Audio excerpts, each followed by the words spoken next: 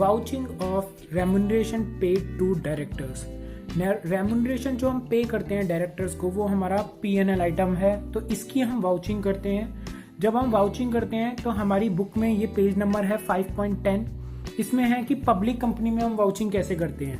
हम public company में पहले तो देखते हैं, एग्जामिन करते हैं एंटाइटलमेंट का, देखते हैं कि डायरेक्टली पहली बात तो जो डायरेक्टर होता है वो डायरेक्टली रेम्यूनरेशन का एंटाइटलमेंट खुद उसको नहीं मिलता, हमेशा वो आर्टिकल ऑफ एसोसिएशन में गिवन होता है और रेजोल्यूशन एक पास होता है जनरल मीटिंग में, तब जाके वो मतलब एंटाइटल होता है रेम्यूनरेशन के लिए एक डायरेक्टर।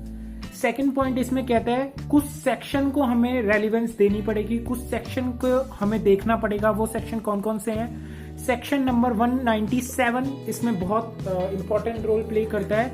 197 का सबसे पहले है सबसेक्शन 6 जो कि डील करता है with the manner of payment of managerial remuneration. क्या मैनर होना चाहिए उसको पे करने का, कि बाय चेक करना है, बाय कैसे करना है, वो मैनर की कहाँ से करना है, आउट ऑफ रिजर्व्स करना है, कैसे करना है, वो मैनर ऑफ पेमेंट हमारा गिवन होगा। फिर है सबसेक्शन 5 जो कि डील करता है पेमेंट ऑफ लिस्टिंग फीस का, फीस कितनी होनी चाहिए।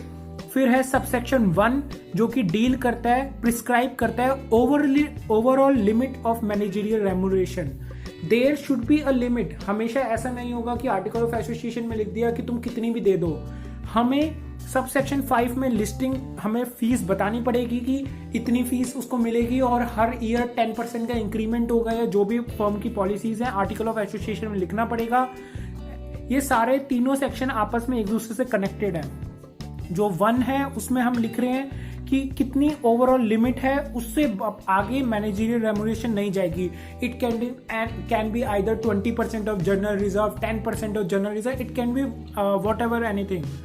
इसके बाद है शेड्यूल 5। शेड्यूल 5 कहता है देखो ये वो केस है जिसमें कंपनी के पास प्रॉफिट नहीं है, या फिर इनएडिक्वेट प्रॉफिट है, या फिर नेगेटिव इफेक्ट ऑफ कैपिटल है, तो उस केस में क्या कंडीशंस लगेंगी पेमेंट ऑफ रेम्यूनरेशन को। वैसे शेड्यूल 5 हमने कंपनीज लॉ में पढ़ा हुआ है, ये सेक्शन उससे डील करता है कि अगर कभी प्रॉफिट नहीं होता या नेगेटिव कैपिटल होता है या फिर इनएडुकेट प्रॉफिट होते हैं, तो हम गवर्नमेंट से या तो उसकी रेम्यूनरेशन देते ही नहीं है या फिर गवर्नमेंट से अप्रूवल लेकर आते हैं कि हाँ हमें ऐसे देनी है।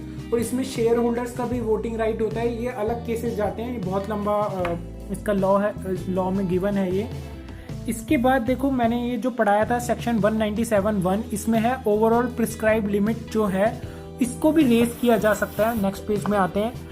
जो प्रोविजन है सेक्शन 197 सबसेक्शन 1 का जो प्रोवाइड करता है इंक्रीज इन रेम्यूनरेशन से, इसको भी चेंज किया जा सकता है अगर हम अप्रूव करवा दें सेंट्रल गवर्नमेंट से। इसी के साथ हमारा vouching of remuneration paid to director यहीं खत्म होता है। बहुत